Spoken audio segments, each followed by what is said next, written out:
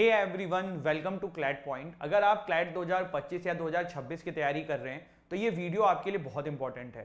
आज हम बात करने वाले हैं कि किस तरीके से मॉक टेस्ट में आप अपने मार्क्स को इंप्रूव कर सकते हो, जिससे कि आप अच्छे खासे नंबर लाओ मॉक्स में और फिर क्लैट के जो एग्जाम्स है उसमें भी अच्छे नंबर लेके आओ।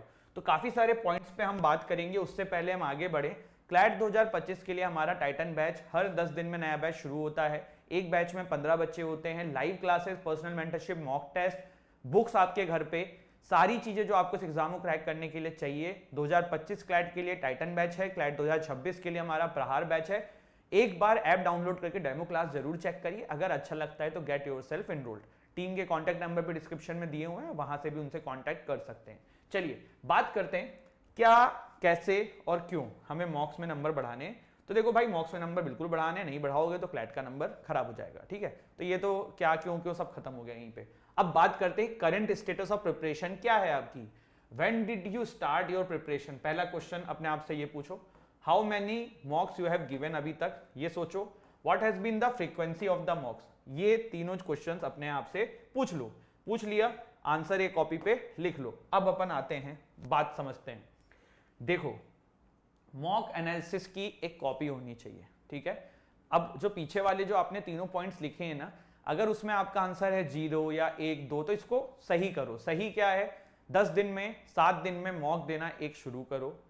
मॉक 7 दिन 10 दिन अभी स्टार्टिंग में आप दे सकते हो, उसको धीरे धीरे करके हमें और कम पे लेके आना है। आपको अपने एग्जाम तक मिनिमम 40 से 50 मॉक्स देने ही देने हैं, मिनिमम बता रहा हूं, जिससे कि आपकी प्रिपरेशन बहुत अच्छी हो।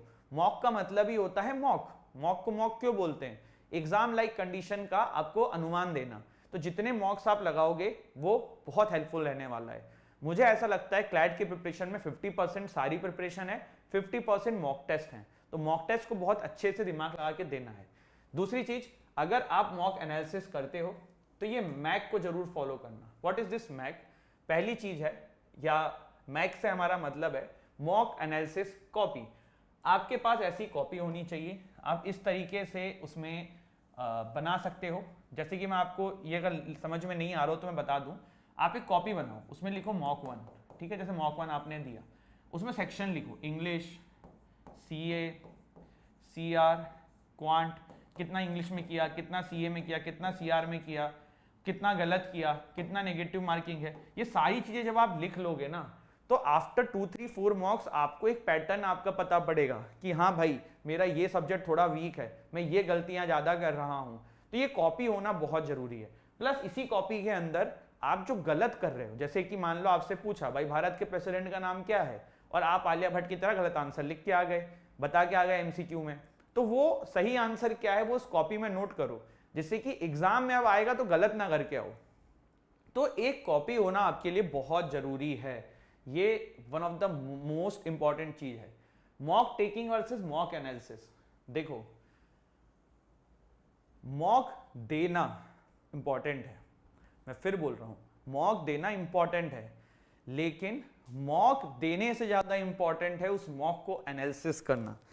आपने मॉक दिया ना, ये आपने सिर्फ 20% काम किया है, 80% काम है मॉक को एनालिसिस करना। एनालिसिस का मतलब क्या होता है? एनालिसिस का मतलब वही जो कॉपी बना के अलग अलग सेक्शन में कितने मार्क्स आ रहे हैं ये लिखना, किस सेक्शन में वीक हो ये लिखना, कहां पे कितने नंबर कट रहे हैं ये देखना, प्लस फिर क्या क्या आपने गलत किया है वो देखना। अगर कोई कॉन्सेप्चुअल मिस्टेक है तो उस कॉन्सेप्ट को दिमाग में करेक्ट करना, पॉइंटर्स बनाना, करंट अफेयर के क्वेश्चंस गलत हैं तो उसके नोट डाउन करना। ये चीजें आपको करनी ही करनी है। अगर ये नहीं करोगे तो nobody is going to save you. भगवान भी उसकी मदद करता है, टीचर्स भी उसी की मदद कर सकते हैं जो अपनी मदद खुद करना चाहता है। बट अगर आप अपनी मदद नहीं करना चाहते हो तो कैसे मदद करी जाएगी आपकी? ठीक है। फिर then is this $1 million question, हर बच्चा पूछता है, सर कितने कोचिंग्स के मॉक दें कि हमारा रैंक 1 आ जाए? अरे भाई, कितने कोचिंग के मॉक से मतलब नहीं है, आपको 50 से 60 मॉक्स मिनिमम देने हैं आपके एग्जाम तक, आपकी रैंक 1 आ जाएगी। बस एक चीज जो मेरा मानना है कि हमेशा मॉक टेस्ट ना आप अलग अलग जगहों के ट्राई कर सकते हो, लेकिन बहुत जगहों के भी ट्राई नहीं करना है। आजकल बहुत सारे जैक एंड जिल वाले भी मार्केट में कंटेंट बनाने वाले आ गए हैं, कुछ भी बना रहे हैं, मॉक दे रहे हैं, टेलीग्राम पे फ्री में आ जा रहा है, आप वो सॉल्व करने बैठ जाओ। नहीं, जैसे कि देखो क्लैट पॉइंट हमारे मॉक हैं, हमें पता है कि टेलीग्राम पे फ्री ऑफ कॉस्ट लोग इधर उधर से शेयर कर देते हैं, पर मुझे उसका रिग्रेट नहीं होता है, मुझे ऐसा लगता है कि स्टूडेंट्स की हेल्प ही हो रहा है। ऐसे बहुत सारे कोचिंग्स के मॉक भी आप लोग देखते हो, बच्चे लोग शेयर करते हैं, तो डोंट परचेज इट।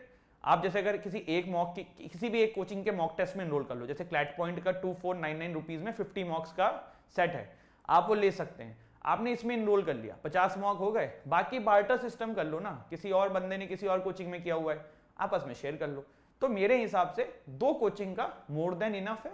और कभी कभी बीच में जैसे कभी किसी के ओपन मॉक हो रहे हैं, कुछ हो रहा है तो दे लो, लेकिन ये भी गलत है कि आप 50 कोचिंग के 50 मॉक दे रहे हो। सिंपल सी बात है, विराट कोहली कवर ड्राइव अच्छा खेलता है, अच्छी बात है, बट अब वो जो उसको नहीं आता है वो स्वीप शॉट और ये भी खेलने लग जाएगा तो बहुत इशू है। मैं आपको ये क्यों बोल रहा हूं, हर कोचिंग का पेपर बनाने का पैटर्न अलग होता है। देयर आर सम कोचिंग जो बहुत अपने आप को अच्छा दिखाने के लिए बहुत कठिन पेपर बना देते हैं, पर क्लैट का पेपर वैसा नहीं आता है। लास्ट ईयर क्लैट का पेपर बिल्कुल इजी पीजी आया था। तो कहने का मतलब है खुद समझो कि कौन एक्चुअल क्लैट पैटर्न पे बना रहा है और उस पेपर की उस कोचिंग्स को दो। अब आपको ये कैसे रियलाइज होगा, 1-2 मॉक आप दोगे तो आपको रियलाइज हो जाएगा कि हाँ यार ये कोचिंग ठीक दे रही है कि नहीं दे रही है। वो मत देखना कि बहुत हार्ड बना रहे हैं तो यही हमारे लिए अच्छा है, ठीक है। चलिए आगे बढ़ें। The coaching in which you are enrolled in does not set the CLAT question paper. और एक और चीज है, बिल्कुल ये पॉइंट बहुत अच्छा लिखा हुआ है। कभी कभी क्या होता है ना, स्टूडेंट बहुत बायस हो जाते हैं। जैसे मैं धोनी फैन हूं यार, बहुत ज्यादा धोनी फैन हूं, मतलब डाई हार्ड धोनी फैन हूं, ठीक है। अब धोनी जो है ना कभी कभी रन नहीं भी बनाता है ना, तो मेरे सामने को उसकी बुराई करेगा, मैं भाई मरते दम तक धोनी को डिफेंड करूंगा।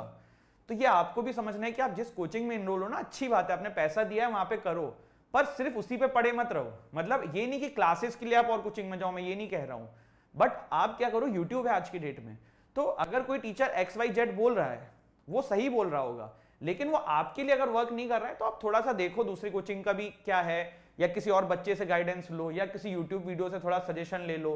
प्लस मॉक टेस्ट का भी यही है, अगर आप किसी कोचिंग में इनरोल्ड हो और आप सिर्फ उसी कोचिंग के मॉक दिए जा रहे हो तो ठीक है, अच्छी चीज है, आपकी प्रैक्टिस होगी, पर ये सोच के मत चलना कि क्लैट में भी सेम टू सेम आ जाएगा। आप इसीलिए मैं कह रहा हूं 2 सोर्स रखो, एक और कोई कोचिंग पकड़ लो जिसका मॉक आप देते रहो, तो ये आप कर सकते हो।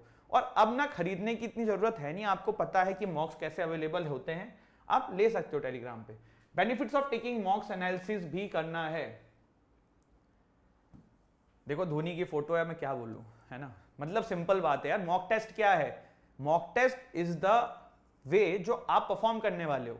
विराट कोहली ने कवर ड्राइव मारना पहले दिन मैच में जाके थोड़ा सीखा है, उसने बचपन से नेट्स करते हुए सीखा है। तो मॉक टेस्ट भी हमारा यही है कि क्लैट का जो एक्चुअल पेपर होगा, जो वर्ल्ड कप मैच होगा, उसमें भी विराट कोहली कवर ड्राइव मार पाए, तो मॉक टेस्ट वही है। और एनालिसिस करना भी बहुत जरूरी है। अगर विराट कोहली कवर ड्राइव मार रहा था बचपन में और मारने में सफल नहीं हो रहा था, तो उसके कोच ने उसको एनालिसिस करके बताया होगा ना, भाई पैर आगे नहीं हो रहा है, पैर पीछे नहीं हो रहा है, ऐसे करो वैसे करो।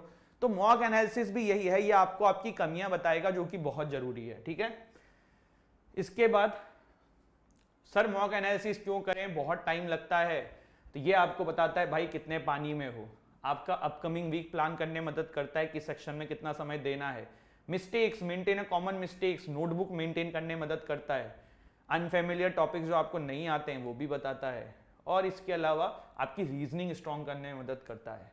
तो दिस इज इट, ये था हमारा आज का सेशन, जिसमें I have tried to help you कि आप मॉक्स में अपने स्कोर कैसे बढ़ा सकते हो।